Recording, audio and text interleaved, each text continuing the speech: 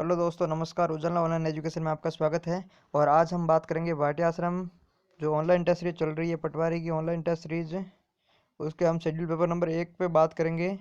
देखिए, अगला जो बड़ा पेपर होगा वो 25 अप्रैल को बड़ा पेपर होना है। और उससे पहले 6 छोटे पेपर होंगे जिसे शेड्यूल पेपर बोलते हैं। उसके तहत प्रथम शेड्यूल पेपर है जो उसकी चर्चा हम आज करेंगे उसके तहत। उसके अलावा 5 शेड्यूल पेपर है जो 2 या 3 दिनों के अंतराल में होते रहेंगे। और 25 तारीख को बड़ा पेपर भी होगा। सारे पेपर हम यहाँ पे भी यूट्यूब पर अवेलेबल करवाएंगे।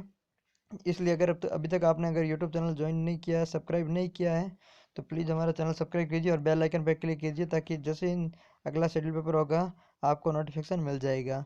और इससे पहले जो आश्रम द्वारा सबसे बड़ा पेपर आयोजित किया गया था सबसे पहले, वो पेपर भी हमने अपलोड कर दिया है। आप प्ले लिस्ट में जाकर आप वो पेपर चेक कर सकते हैं।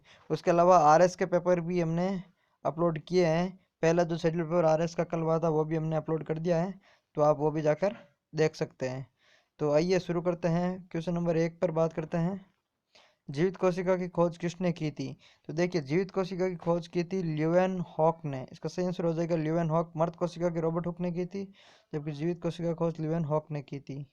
प्रश्न नंबर 2 है, कोशिका में राइबोसोम की अनुपस्थिति में कौन सा कार्य नहीं होगा? राइबोसोम जिसे प्रोटीन की फैक्ट्री बोलते हैं, तो उसकी अनुपस्थिति में कौन सा कार्य नहीं होगा? तो उनकी अनुपस्थिति में प्रोटीनों का संश्लेषण है वो नहीं होगा।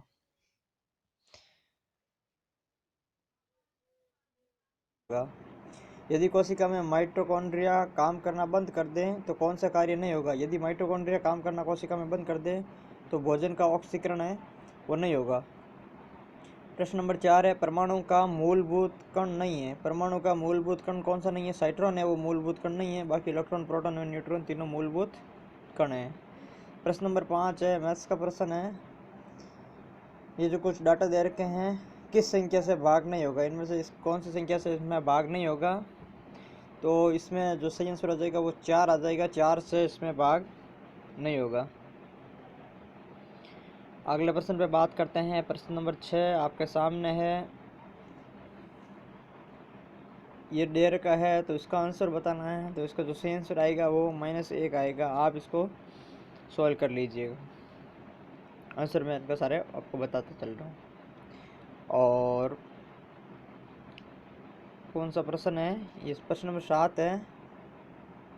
ये एक दे रखा है तो इसका आंसर बताना है। तो जो इसका जो सही आंसर आएगा प्रश्न नंबर 7 का वो आएगा 3√5 वाला ऑप्शन है सी। ये इसका सही आंसर आ जाएगा। ये अब प्रश्न नंबर 8 पे बात करते हैं। 3 अंकों की उन संख्याओं का योग ज्ञात करो जो 12 से पूर्णतः भाज्य है। जो 12 से पूर्णतः भाज्य है, 3 अंकों की उन संख्याओं का योग ज्ञात करना जो 12 से पूर्णतः भाज्य हैं। तो इसका जो सही आंसर है वो है 41400। 3 अंकों की संख्याओं का योग याद करो जो 12 से पूर्णतः भाज्य है। तो प्रश्न ये अगला आपके सामने है 7.66। ये इनको सरल करना है। तो इनको सरल करने पर जो आंसर आएगा वो आएगा बी। सही आंसर हो जाएगा इसका। प्रश्न नंबर 10 है, इंग्लिश का प्रश्न है। Teacher will taught a lesson. तो इसमें जो सही आंसर आ जाएगा ए, teacher will have taught a lesson.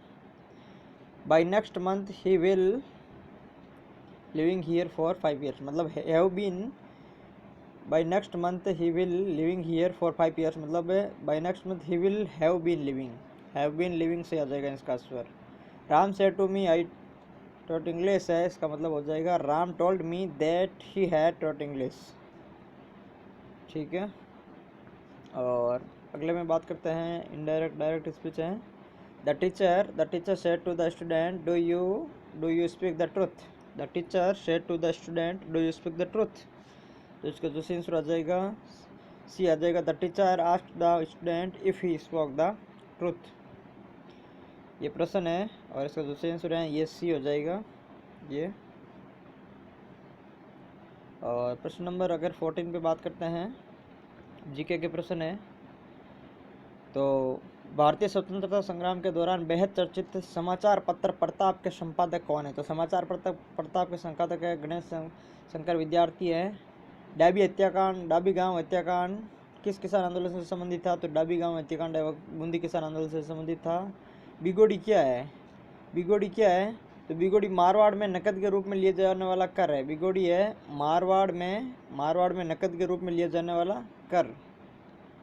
प्रश्न नंबर 17 है, राजा राममोहन राय द्वारा संपादित पत्रिका संवाद कौमुदी। संवाद कौमुदी राजा राममोहन राय द्वारा संपादित है। इसका प्रकाशन है वो किस भाषा में किया गया? इसमें भाषा पूछी गई है तो वो बंगाली भाषा में किया गया था। राजा राममोहन राय द्वारा जो संवाद कौमुदी है वो बंगाली भाषा में प्रकाशित थी। बाकी जो मीरातुल अखबार और वो है वो इंग्लिश भाषा में, ब्रह्मनिकल और मीरातुल अखबार।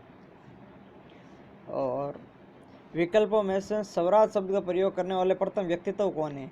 तो स्वराज शब्द का सर्वप्रथम प्रयोग किया था जो दयानंद सरस्वती है, उन्होंने किया था। प्रश्न नंबर 19 पे बात करते हैं, यंग वंग आंदोलन के नेतृत्वकर्ता निम्न में से थे? तो हेनरी विवियन डेरिजियो थे, वो यंग वंग आंदोलन के नेतृत्व करता थे।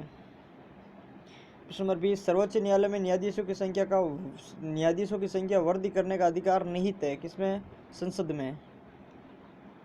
प्रश्न नंबर 21, सर्वोच्च न्यायालय के न्यायाधीशों की योग्यता के संदर्भ में असत्य कथन का चयन कीजिए। वे भारत का नागरिक है, सही है। कम से कम 10 वर्ष तक किसी उच्च न्यायालय या अधिक उच्च न्यायालय में अधिवक्ता रहा हो, 10 वर्षों तक अधिवक्ता, ये भी सही है। राष्ट्रपति की राय में पारंगत विधिवेत्ता हो, ये भी सही है। तो इसमें जो कौन सा सही नहीं है, असंगत है, असत्य है, योग्यता के बारे में, न्यायाधीशों की योग्यता के बारे में किसी भी न्यायालय में 5 वर्षों तक न्यायाधीश हो, ये असत्य है। प्रश्न नंबर 22 है, संघीय विवादों को हल करने का अधिकार सर्वोच्च न्यायालय का निम्न में से किस क्षेत्राधिकार में आता है? तो संघीय विवादों को हल करने वाला जो सर्वोच्च न्यायालय का अधिकार है वो प्रारंभिक क्षेत्राधिकारों का अधिकार है, आर्टिकल 231, जिसके तहत किन्हीं 2 या 2 से अधिक राज्यों के मध्य विवाद या केंद्रीय राज्यों के मध्य विवाद, मतलब संघीय विवादों को निपटारा के लिए उन्हें प्रारंभिक क्षेत्राधिकार की शक्ति है, वो सर्वोच्च न्यायालय को 231 के तहत है। और किस संविधान संशोधन द्वारा सर्वोच्च न्यायालय के न्यायाधीशों की सेवानिवृत्ति की आयु 62 से बढ़ाकर 65 वर्ष कर दी गई है? तो सेवानिवृत्ति की आयु सर्वोच्च न्यायालय के न्यायाधीशों की आयु 62 से बढ़ाकर 65 वर्ष कौन से संविधान संशोधन में की गई थी? तो 15वें संविधान संशोधन में इनकी आयु में वृद्धि की गई थी। प्रश्न नंबर 24, निम्न में से किसका संबंध जमगज की फॉर्मेटिंग से नहीं है? निम्न में से किसका संबंध जमगज की फॉर्मेटिंग से नहीं है? ये कंप्यूटर का क्वेश्चन है। तो देखो, जो इन सब का है, लाइन स्पेसिंग, टेक्स्ट स्पेसिंग, वे मार्जिन, इनका सबका संबंध फॉर्मेटिंग से है। सर्चिंग का संबंध है वो फॉर्मेटिंग से नहीं है। संग्राम शब्द में कौन सा उपसर्ग एवं मूल शब्द का सही विकल्प है? तो सम प्लस ग्राम है, सम धन ग्राम है, वो उपसर्ग और मूल शब्द का सही विकल्प है, सम धन ग्राम, इसका है सही आंसर हो जाएगा। तो दोस्तों, ये था आश्रम द्वारा आयोजित पहला शेड्यूल पेपर था। ये जो पहला छोटा पेपर था आयोजित हुआ था वो ये था। और अभी 6 छोटे पेपर होंगे और उसके बाद में एक बड़ा पेपर होगा जो 25 अप्रैल को होगा। तो हम सभी पेपर यहाँ पे यूट्यूब पे आपको प्रोवाइड करवाएंगे, इसलिए अभी तक आपने चैनल को सब्सक्राइब नहीं किया है तो प्लीज़ आप चैनल को सब्सक्राइब जरूर कीजिए। और अगर आप आश्रम में ऑनलाइन टेस्ट सीरीज कैसे ज्वाइन करना चाहते हैं तो आप आश्रम का टेलीग्राम चैनल ज्वाइन कर लीजिएगा, या फिर भी समझ नहीं आ रहा है तो आप नीचे कमेंट कीजिएगा, मैं आपको पूरी प्रोसेस बता दूंगा। धन्यवाद, मिलते हैं अगले वीडियो में।